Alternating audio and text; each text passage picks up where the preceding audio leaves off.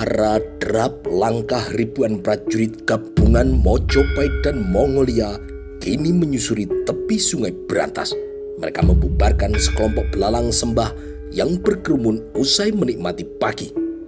Panji-panji Mojopahit dan Mongolia kini melambai-lambai. 5.000 pasukan berkuda Mongolia dan 15.000 pasukan jalan kakinya kini bergabung dengan Mojopahit. Di depan pasukan itu ada Raden Wijaya, Arya Wiraraja dan Ike Mese yang berdiri di atas kereta perang mereka.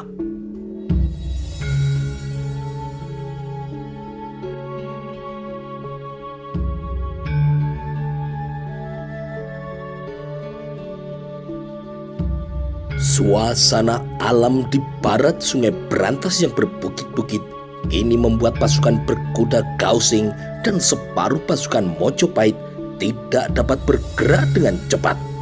Tanah itu berawa-rawa. Jika selama ini mereka hanya menemui jalur sungai, kini pasukan asing itu mulai memasuki pedalaman Jawa yang sesungguhnya. Pasukan berkuda Ike Mese dan separuh pasukan Mojopahit lainnya berjalan melalui tepian rawa dan juga pesawahan di timur sungai. Prajurit Mojopahit menjadi petunjuk arah kedua pasukan asing yang tengah bergerak menuju Kediri. Perjalanan kini telah tertempuh sehari penuh. Udara sejuk hutan kini menyegarkan orang-orang yang siap berperang itu usai disengat sinar mentari sejak siang tadi. Dan kini matahari bersiap kembali ke sarangnya. Di sungai Brantas, riak gelombang sungai kini berayun dibelah oleh hidung kapal-kapal Shihbi yang berlayar ke selatan. Mereka melawan arus menuju hulu sungai Brantas. Hari itu kini telah benar-benar ditelan oleh senja ketika armada itu melamatkan lajunya. Tidak lama kemudian akhirnya berhenti tidak jauh dari deretan rumah-rumah di pinggiran sungai yang mulai menyalakan pelita satu persatu. Armada kapal itu bersandar pada sebuah tambatan kecil di tepi sebuah desa yang cukup ramai yang bernama Pamotan. Sebatang anak panah kini melesat ke udara dengan suara lengking yang mengiris kedang telinga sesaat setelah seluruh kapal itu berhenti dengan sempurna. Orang-orang Pamotan tidak pernah mengerti makna suara itu.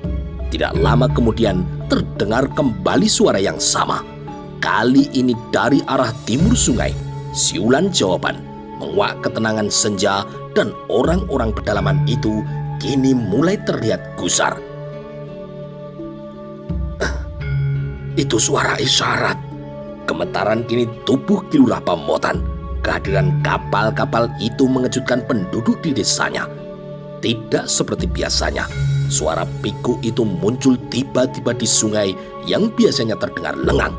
Ki Lurah Pamotan kemudian berlari ke rumah panggung ingin melihat sejelas-jelasnya suasana di tepi sungai Brantas itu. Ki Lurah Tuban mengikutinya dari belakang. Dari situ nampak satu armada besar kapal-kapal perang yang tengah bersandar pada dermaga desanya. Dahi Ki Lurah Tuban kini berkerut. Bentuk kapal-kapal itu hampir sama dengan yang beberapa hari lalu berlabuh di dermaga Tuban. Kedua lurah itu kemudian bergeser maju mendekati dinding setengah tiang di atas rumah panggung untuk meyakinkan kembali penglihatan mereka. Pemandangan di sungai itu terlihat jelas karena rumah panggung yang menempel dengan rumah Ki Lurah Pamotan itu berhadapan langsung dengan sungai. Hanya terhalang sedikit tanaman melantingan yang walaupun tinggi, namun dahan dan rantingnya tidak begitu lebat. Mereka bukan pedagang, tetapi adalah prajurit. Benar, senjata mereka banyak sekali. Ki Lurah Pamotan kini takjub sekaligus cemas. Tidak lama kemudian muncul banyak prajurit Mongolia dan Mojopahit memasuki desa itu. Namun mereka tidak berhenti. Mereka hanya melintas saja menuju ke arah selatan. Pamotan kini menciut. Kedatangan pasukan perang ini seperti membawa ancaman yang lebih keji bila dibandingkan dengan mongso ketiga, masa waktu tanam petani pada cuaca yang menjauhkan dari ketentraman dan kesejukan bagi para penghuni bumi. Banyak itik yang kehilangan tempat berenang dan para katak juga enggan untuk bernyanyi. Ini tidak main-main. Prajurit itu bukan sekedar sedang berbaris. Wajah Ki Lurah Tuban kini bertatapan mata dengan Ki Lurah Pamotan. Mereka dalam keadaan siaga perang. Mereka itu bukan orang-orang kita. Ki Lurah Tuban memastikan kembali menerawang di antara ranting-ranting melanding yang mulai terlihat sebagai bayang-bayang yang tertiup oleh malam. Apakah berita ini sudah sampai pada Kediri, Ki Lurah? Tentunya belum, Kisanak. Pasukan ini muncul tiba-tiba setelah menghilang beberapa hari sejak berlabuh di Tuban. Apakah orang-orangnya sama dengan yang ini? Tidak ada perbedaan dari pakaiannya. Mereka sekarang menuju ke selatan. Selatan. Ki Lurah kini mengulangi arah yang disebutkan oleh Ki Lurah Pamotan. Berarti kalimat itu tidak diteruskan. Kedua orang itu kini saling memandang kembali dengan rasa cemas. Perasaan tidak enak kini telah datang tiba-tiba. Kita harus segera melaporkan ini kepada Sang Prabu. Mari aku dampingi, Ki Lurah. Kita akan menuju ke Kediri sekarang juga. Suara ringkik kuda kini terdengar sangat lirih. Tidak lama kemudian kedua lurah itu diiringi oleh 5 orang pengawalnya menghilang di tengah pematang ladang jagung. Setelah itu ditelan oleh pohon-pohon yang rindang memacu kuda mereka menuju ke arah selatan. Pada keesokan harinya, jauh di barat daya Pamotan, seorang duta yang dikawal oleh 10 prajurit meninggalkan halaman istana Kediri untuk menuju pelabuhan Canggu guna menemui Panglima Mongolia atas titah dari Srijaya Katuang. Dari halaman pendopo, Raja Kediri itu mengamati 11 ekor kuda yang meninggalkan debu yang ditebar oleh derap kaki kuda utusannya. Semakin lama semakin tidak beraturan suaranya, hingga 11 ekor kuda itu telah menjadi 6 buah titik yang semakin lama semakin kecil. Jaya Katuang masih saja berdiri tegak mirip arca. Pandangan matanya lurus ke depan mengisyaratkan tatapan yang kosong seperti tidak bernyawa. Di belakangnya berdiri Maha Mantri Sagoro Winotan, Patih Maheso Mundarang, Arda Raja, dan para pejabat istana lainnya seperti Maheso Rubuh, Kebu Jereng, Lobar, Antaka, Mantri Bowong, Kala Pudut, Ronggo Janur, dan Pangelet. Mudah-mudahan orang-orang asing itu dapat memahami pesanku yang aku sampaikan melalui dutaku. Mohon ampun Gusti. Menurut Amba, sebaiknya kita jangan terlalu lama membiarkan Mojopahit menyusun kekuatan. Patih Maheso Mundarang kini mengajukan usulan kepada rajanya. Kau benar. Aku sungguh tidak menduga Wijaya akan memberontak, meskipun dia telah menerima segala kebaikan dariku. Jika memang begitu, berarti benarlah laporan Telik Sandi kita tentang segala perkembangan yang berlangsung di Mojopahit. Sagoro Winotan kini menambahkan, benar Gusti, dan akan membahayakan kita. Apalagi mereka sedang kedatangan tamu dari Mongolia. Aku khawatir dengan persekutuan itu. Sudah habis kesabaranku. Jaya Katuang kini memutar balik tubuhnya dan berjalan menuju lorong yang menghubungkan dengan dalam ageng istana. Seluruh pejabat Kediri kini membungkukkan tubuhnya hingga sang raja itu melintas. Barulah kemudian para pejabat itu mengiringinya dari belakang. Ternyata Wijaya tidak ada bedanya dengan mertuanya sendiri, Kertanegara itu. Nyahkan dari mataku. Jaya Katuang kini kembali bergumam di tengah langkahnya. Mohon ampun Gusti, Maeso Mundarang kini menyarankan kepada rajanya. Apakah tidak sebaiknya kita tunggu dulu hasil pertemuan duta kita dengan Mongolia? Tidak Mundarang, untuk menghukum seorang pengkhianat, kita tidak perlu menunggu waktu yang terlalu lama. Segera siapkan kekuatan yang lebih besar. Wijaya nampaknya lebih memilih peristiwa Singosari terulang kembali. Sentiko tahu Gusti, hamba akan segera menyiapkan kekuatan pasukan yang lebih besar lagi. Ucapan Maeso Mundarang itu terputus.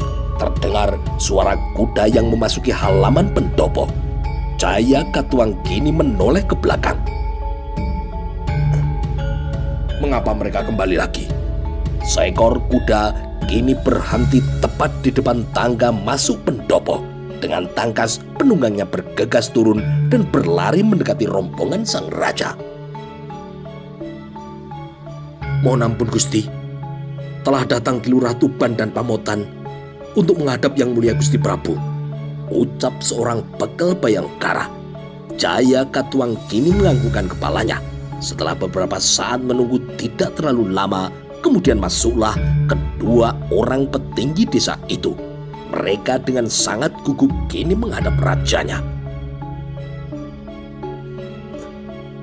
Mohon ampun Gusti, hamba hendak melaporkan sebuah pasukan yang siap bertempur dalam jumlah yang sangat besar sedang bergerak menuju ke Kediri.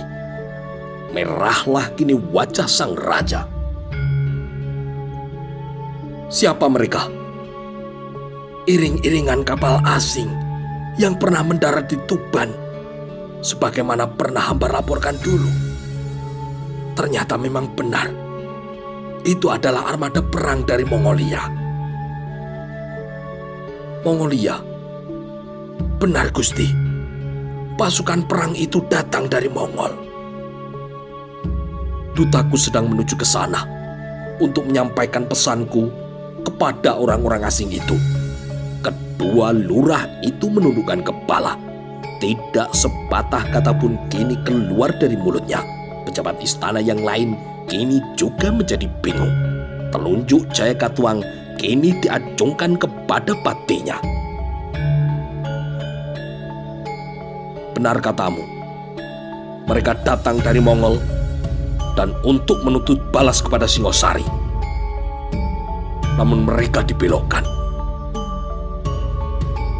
Wijaya telah menghasut mereka untuk menyerang Kediri. Benar-benar licik anak itu. Jasa baik yang kuberikan dibalas dengan sebuah pengkhianatan yang keji. Sampai di mana mereka saat ini? Sejak kemarin, mereka sampai di desa kami, Gusti. Jawab Ki Lurah Pamotan. Pamotan? Demikian yang hamba lihat. Seberapa banyak orang-orang mereka? Tidak terhitung, Gusti. Di antara mereka, hamba lihat ada juga banyak sekali orang-orang Mojopahit. Mojopahit? Halilintar kini meledak di atas langit Kediri, mendidihkan darah di tubuh Jaya Katuang yang menjadi gemetar menahan amarahnya. Dan setelah itu, tiba-tiba Maeso rubuh maju satu langkah dari tempatnya dan dengan jari telunjuknya yang diacungkan kepada Mahamantri Ageng Sagoro Winotan. Kau penipu Winotan? Apa maksudmu rubuh? Laporanmu mengatakan bahwa tidak ada sesuatu yang mencurigakan saat kau berada di Mojopahit. Memang demikian adanya. Sekarang kau dengar sendiri. Mereka akan menggilas kita dengan kekuatan yang besar. Bahkan, mereka menggandeng orang-orang asing yang datang dari utara itu. Dihunusnya keris dari pinggangnya, siap untuk disarankan ke tubuh Segoro Winotan. Kau tidak melaporkan keadaan yang sesungguhnya, Winotan. kau pasti bersekongkol dengan mereka. Aku berkata yang sesungguhnya, Rubuh. Dewata yang menjadi saksinya. Aku tidak mungkin menanyakan hal itu kepada Dewata. Wajahnya kini semakin memerah menahan amarah di saat kakinya mulai bergerak mendekati Segoro Winotan. Beberapa pejabat istana yang lain juga maju satu langkah menjaga segala kemungkinan yang bisa terjadi di antara dua pejabat istana yang sedang berseteru itu. Sarungkan kerismu, Maeso Rubuh. Suara Jaya Katuang kini mengguntur. Tidak berguna. Dan sudah terlambat kalian bertikai di saat musuh sudah ada di depan mata kita. Lebih baik kita siapkan kekuatan untuk menghadapi mereka. Mahesa Rubuh kini mundur 2 langkah. Ia kemudian menyarungkan kerisnya kembali. Mohon ampun, Gusti. Patih Mahesa Mundarang kini juga memberikan sembah. Kami semua telah siap mengangkat senjata, Gusti. Jaya Katuang kini menelan ludah, kemudian mengatur nafasnya menjadi setenang mungkin, membiarkannya sementara pada keheningan mengambil alih situasi yang kini tengah keruh. Dadanya kini naik turun. Angin mendesis di ujung daun telinga, menantikan sesuatu, memberikan bisikan untuk mengambil keputusan. Tidak lama kemudian, angin berhembus lembut membawa aroma kantil dari taman istana menggerayangi bangunan besar yang megah itu. Maeso Antoko dan Mantri Bawong akan memimpin pertahanan dari arah utara. Segoro Winotan dan Ronggo Janur di arah timur. Sedangkan dari arah selatan dipimpin oleh Maeso Mundarang dan Pangelet. Jaya Katuang kini memulai perintahnya diikuti seluruh pejabat istana yang membungkukkan badan. Hadapi dan hancurkan mereka. Akan kupatahkan leher Wijaya dengan tanganku sendiri. Jaya Katuang kini menggeram menahan amarahnya. Matanya menatap tajam lurus ke depan menembus gerbang istana itu. Melanglang meratap dinding benteng-bentengnya dari jarak yang sangat jauh. Terlihat kini angin menerbangkan debu-debu yang menempel pada sisi atas benteng. Tidak lama kemudian, Sang Prabu melangkah pergi memasuki dalam agengnya. Pejabatnya juga melangkah pergi satu persatu. Kilurah Tuban dan Kilurah Pamotan juga meninggalkan ruang pertemuan itu, kemudian kembali ke desanya. Malam itu, Kediri tidak seperti biasanya. Suasana yang jatuh semakin larut menjadi hingar-bingar oleh suara derap kaki prajurit dan kuda perang dalam persiapan menghadapi musuh yang akan segera tiba. Mungkin malam ini, mungkin esok, atau mungkin lusa. Tidak seorang pun mampu menduganya dengan pasti. Periksa semua pintu gerbang. Awasi semua yang keluar dan masuk. Dan jaga semuanya. Perintah Patih Maeso Mundarang kepada prajurit jaga pintu gerbang. Hamba Gusti. 4 orang prajurit jaga pintu gerbang kini mengaturkan sembahnya. Kabut tipis kini melayang-layang menyamarkan istana dari pandangan mata, membungkus tubuh-tubuh yang bersenjatakan lengkap yang hilir mudik bersiap untuk menyambut kedatangan musuh mereka. Puluhan tombak dan anak panah kini disiagakan di setiap 10 langkah di pinggir benteng istana. Kebisingan denting senjata kini mengisi malam di istana Kediri, menggantikan suara jangkrik dan desis binatang melata. Seekor kakak tua merengek di tepi sungai Brantas membawa kabar berita maut. Suaranya keras, sekali-kali membalas menutup rintih dari burung penebar ajal. Sementara itu, langit di timur belum beranjak terang ketika titik-titik hitam mulai muncul di tengah sungai Brantas jauh di utara istana Kediri. Mirip sekawanan berang-berang yang kini meluncur tenang di atas permukaan air dan tidak bersuara. Semakin lama semakin besar. Kejebak air kini terdengar dibelah oleh dayung-dayung besar di lambung kanan dan kiri bahtera. Semakin dekat, semakin nyata bentuknya. Di atasnya ada layar yang melembung di bawah panji-panji kebesaran. Melambai-lambai ditiup oleh angin dini hari wilayah Daha yang dingin. Armada kapal Mongolia kini telah tiba. Melumpuhkan prajurit penjaga sungai dengan sangat cepat melintas mulut tapal batas Kediri. Tepat setelah 2 desa terlewati, kapal-kapal itu mengurangi kecepatannya untuk menimbang langkah selanjutnya. Mereka meraba-raba poros kekuatan musuh yang belum dilihat keberadaannya. Tepat di tepi desa ketiga, iring-iringan kapal itu telah benar-benar berhenti sambil menanti fajar. Sihpi kini terlihat berdiri di atas geladak kapal. Tarlegdel yang terbungkus tubuhnya melambai-lambai tertiup angin yang meluluhkan bunga-bunga padi. Matanya menatap lurus ke depan mengamati titik-titik hitam di tengah remang-remang yang menutup seluruh badan sungai yang harus dia lewati.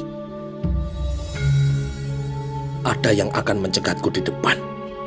Titik-titik itu sesekali diam dan sesekali pula bergoyang. Mata Sihpi yang terlatih sudah bisa menebak benda yang jauh berada di depannya itu, namun ia tidak peduli apapun itu. Taktik dan kekuatan angkatan laut musuh telah diukurnya pada pertarungan pertama di ujung Galuh beberapa hari yang lalu. Cung biru di depan hidung Sihpi tidak jauh dari hutan lebat yang senyap. Pelabuhan yang setiap hari dikunjungi kapal-kapal dagang dari berbagai daerah dan bangsa, dini hari ini tidak seperti biasanya. Dari kejauhan kini terlihat pelabuhan itu dipenuhi kapal-kapal perang Kediri yang berjajar membentuk sebuah benteng pertahanan di tengah sungai. Mereka siap menyambut kedatangan musuh dari seberang yang telah bergabung dengan sisa-sisa laskar sebuah kerajaan yang pernah dihancurkannya. Patih Maiso Mundarang dan Maha Mantri Segoro Winotan terus berkeliling sejak tadi malam memeriksa kesiapan bala prajuritnya setelah menerima kabar dari Lurah Tuban akan adanya serangan dari utara. Tidak kurang dari 100.000 prajurit disiagakan untuk menyambutnya. Dari atas benteng yang mengelilingi istana Kediri berjajar kini prajurit panah yang terlatih dalam barisan yang rapat. Tidak ada lagi ruang yang tersisa. Seluruh senjata telah di tangan dan siap dihunus pada waktunya. Gudang senjata kini telah dikosongkan dan isinya telah berpindah tangan. Di sepanjang cepuri, pasukan Bayangkala melingkar dengan pagar betisnya menjadi benteng untuk melindungi sang raja dan keluarganya. Hingga beberapa saat, Sihpi masih berdiri mematung di ujung geladak. Telinganya menangkap suara kokok ayam jantan yang untuk pertama kalinya dari barat sungai. Kini kegelapan alam harus benar-benar mengakhiri kekuasaannya. Matahari kini mulai mengirimkan semburatnya dari arah timur. Langit mulai bercahaya menepis keremangan alam. Senyap kini telah usai. Siulan nyaring anak panah Mongolia mengakhiri kehidupan dini hari itu. Ike Mesik kini telah mengirim sandinya dari arah timur. Anak panahnya melesat lurus menembus ke angkasa bagai titik api yang dilontarkan membidik bintang terakhir di langit Kediri. Gausing kini membalasnya dengan siulan yang sama. Hanya beberapa kejap mata setelah itu, bumi Kediri bergetar oleh ribuan derap kaki prajurit berkuda dan pejalan kaki melahirkan gempa di pinggir sebuah istana. Alam semesta di sekitar Sungai Brantas kini dipaksa bangun dari tidur nyenyaknya. Lautan kabut pagi kini menyatu dengan debu-debu yang menempel pada ribuan pasang kaki yang berbaris. 7 ekor monyet kini berteriak-teriak di tepi hutan Linggasana sambil melompat lebar-lebar menjauhi suara gaduh itu. Panji Mojopahit kini mengintip sedikit demi sedikit dari balik bukit Berebek. Kibarnya kini mengibas sinar rembulan di penghujung kilau paginya.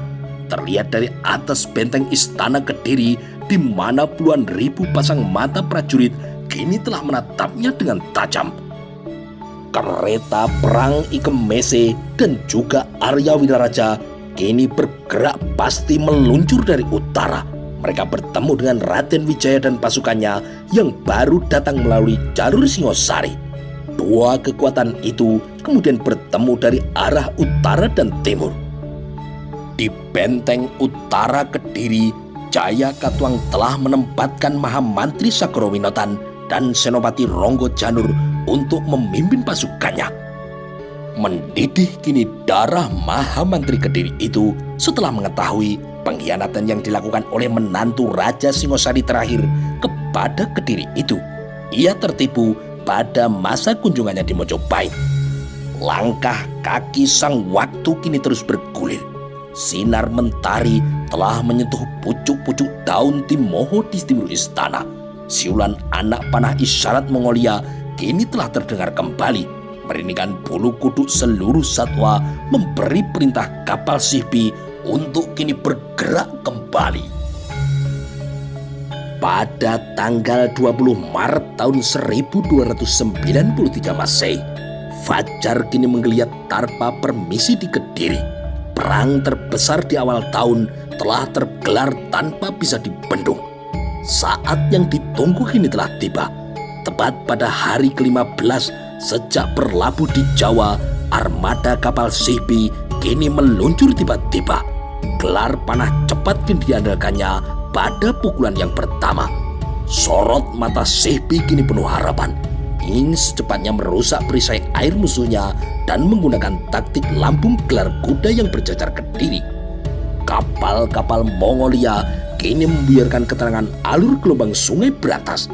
Buih-buih ombaknya kini menampar-nampar tebing sungai sehingga merontokkan berlapis-lapis tanah hitam. Tanah-tanah itu berguguran menebar di permukaan air, kemudian tenggelam hingga ke dasar sungai. Dalam waktu yang tidak terlalu lama, armada Sihbi telah berhadapan langsung dengan armada Kediri. Benteng kapal Kediri kini menghadang ayunan pedang ke depan dari tangan kanan Sihbi, diikuti oleh semburan anak panah prajuritnya untuk mengawali sebuah peperangan. Serangan Mongolia ini dibalas dengan panah api musuhnya yang telah menutup jalur sungai sejak tadi malam, membentuk sebuah perisai di atas air. Tiupan angin selatan kini mendorong laju anak-anak panah Kediri itu untuk menuju ke sasarannya. Satu persatu kapal Mongolia itu terjilat-jilat oleh api, tetapi tidak juga mengurangi keganasan bisa beracun dari armadanya. Laksamana Kediri kini dengan cepat bertindak. Tidak ingin armadanya ditusuk gelar panah dengan cepat oleh Mongol, perintahnya kemudian diteruskan kepada juru bendera. Tidak lama kemudian, sayap kanan dan kiri barisan kapal Kediri telah bergeser, bergerak maju, melengkung ke depan, menjepit iring-iringan kapal dari Mongolia. Para pasukan Kediri mengubah gelar awalnya dan kini menjadi gelaran Subit Urang. Dalam waktu yang singkat, Mongolia telah terjepit di tengah-tengah badan sungai. Otak Sihbi kini berpikir dengan cepat. Kedua tangannya memberikan isyarat untuk mengubah posisi barisan kapal-kapalnya.